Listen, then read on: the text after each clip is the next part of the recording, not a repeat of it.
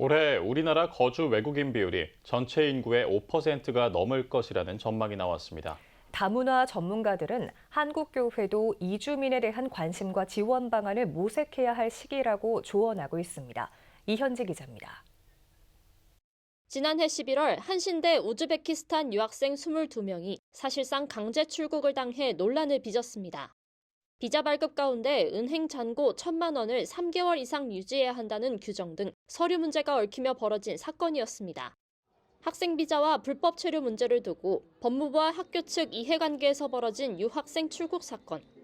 우리나라 거주 외국인 비율이 전체 인구의 5%에 도달할 것으로 전망되는 가운데 우리 사회에 충분한 준비와 논의가 필요하다는 것을 보여준 사건이었습니다. 우리 한국 사회가 5%를 좀 넘어서가는 상황이기 때문에 이민청 같은 그런 이주민들을 관리뿐만 아니라 또 정착을 지원하고 또 사회에 잘 적응할 수 있도록 한 역할을 할 수 있는 그런 플랫폼, 그런 체계에 있는 그 관리청이 필요하다.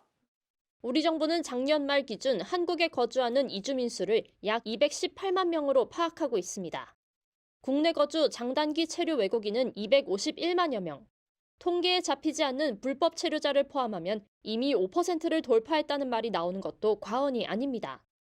대통령 직속 국민통합위원회는 다인종 시대를 맞아 다문화 가족 등의 용어 대신 이주 배경 주민, 약칭 이주민을 사용할 것을 제안했습니다.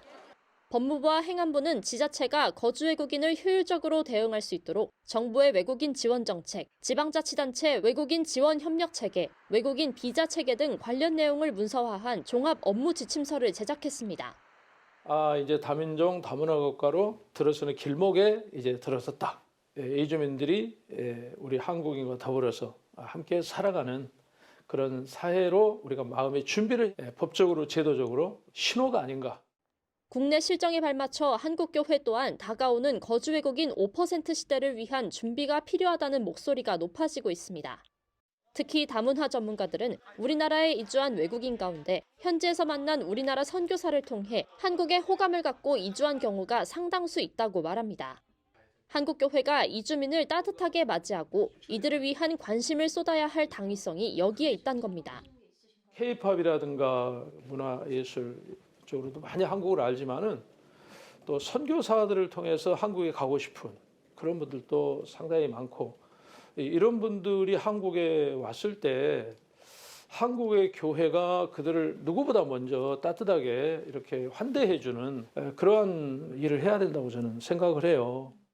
거주 외국인이 한국교회 새로운 선교 블루오션이 될 것이란 전망도 나오고 있습니다. 교회 공동체가 선교지에서 유입된 외국인들이 모이면서 외국인 커뮤니티 형성의 장이 되어온 만큼 이를 잘 이어나가야 한다는 겁니다. 여기 온 사람들은 그래도 열린 마음으로 오는 사람들이에요. 새로운 문화를 배우기 위해서 오는 사람들이기 때문에 훨씬 더 복음 전하고 하나님 사랑을 증거하기에는 훨씬 더 수월한 거예요.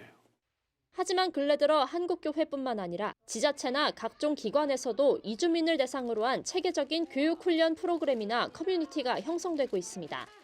과거에 비해 한국교회가 이주민들에게 미치는 영향이 상대적으로 축소되고 있다는 겁니다. 따라서 전문가들은 한국교회가 또 다른 이주민 사역 방식을 새로 구축해야 할 필요성을 제시합니다. 한국교회가 이주민을 그저 선교의 대상으로 바라보는 것을 넘어 이들의 삶에 동화되어 함께하는 이웃의 자세로 다가갈 준비가 필요하다고 조언합니다. 선교사 출신이나 특수 사역자들이 해야 된다 이런 인식을 좀 많이 가지고 있는 것 같아요. 이제 다문화 사회 이런 진입 단계로 가고 있기 때문에 이제 교회도 일단 그들을 목회 대상으로 받아들이는 그 인식의 변화가 필요하다. 옆집 언니 같은 역할을 하면 참 좋겠다. 거주 외국인 5% 시대, 일명 다인종 국가에 들어선 대한민국. 한국교회의 관심과 변화도 요청되고 있습니다. CTS 뉴스 이현지입니다.